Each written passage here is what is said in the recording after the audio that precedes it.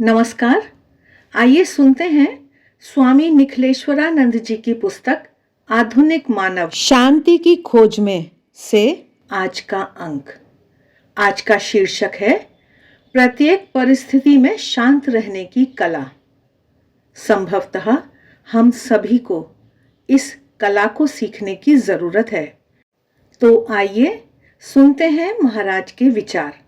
महाराज कह रहे हैं कि आजकल बालक छोटा होता है, तभी से अभिभावक विविध प्रकार की कला सीखने के लिए उसे भिन्न भिन्न कक्षाओं में भेजने लगते हैं, परंतु कहीं भी प्रत्येक परिस्थिति में शांत किस प्रकार रहें, ऐसी कोई कक्षा देखने को नहीं मिलती है। इसलिए मनुष्य जीवन की पाठशाला में भटकते, ठोकर खाते, गिरते पड़ते, निराश होते होते इस कला को स्वयं सीख लेता है, परंतु इसमें उसके जीवन का अधिकांश भाग व्यतीत हो जाता है। इसलिए यदि बचपन से ही बालक को प्रत्येक परिस्थिति में स्वस्थ रहना सिखलाया जाए तो वह अपने जीवन में तेजी से विकास कर सकता है। महाराज कह रहे हैं कि प्रत्येक मनुष्य के जीवन में कठिनाइयां और संघर्ष तो आते ही हैं, क्योंकि जीवन का अर्थ ही संघर्ष है।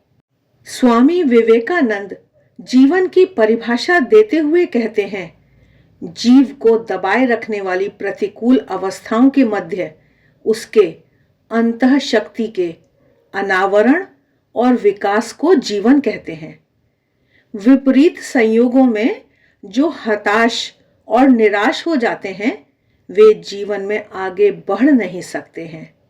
प्रत्येक परिस्थिति में मन को स्वस्थ रखकर जो कार्य करते रहते हैं, वे ही जीवन के युद्ध में विजयी होते हैं। जीवन की प्रत्येक परिस्थिति में स्थिर कैसे रहें? प्रत्येक परिस्थिति में स्वस्थ और शांत रहने की कला हमें गीता सिखाती है।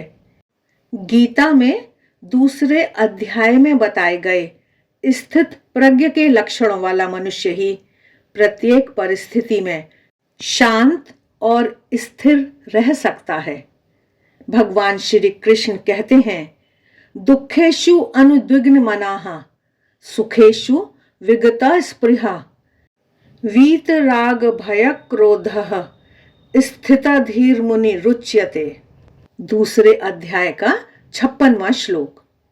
अर्थात दुखों को प्राप्त होने पर जिसके मन में उद्वेग नहीं होता और सुखों में जिसकी आसक्ति नहीं है तथा जिसके राग, भय और क्रोध नष्ट हो गए हैं, ऐसा मुनि स्थिर बुद्धि कहा जाता है।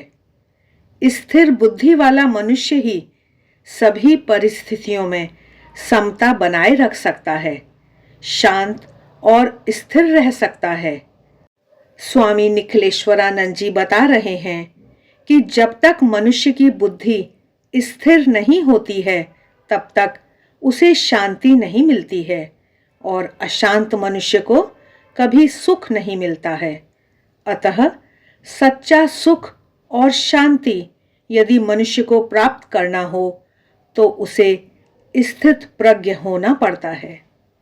अब प्रश्न यह उठता है कि स्थित प्रज्ञ कैसे बन सकते हैं? स्थित प्रज्ञ बनने के लिए स्थित प्रज्ञ के जो लक्षण हैं, उन लक्षणों को जीवन में आचरण करते हुए ही मनुष्य स्थित प्रज्ञ बन सकता है।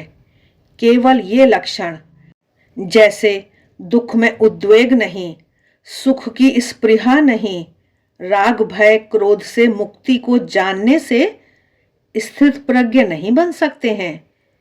इन सब को दैनिक जीवन में व्यवहार में जिया जाए तभी स्थित प्रज्ञ बनते हैं।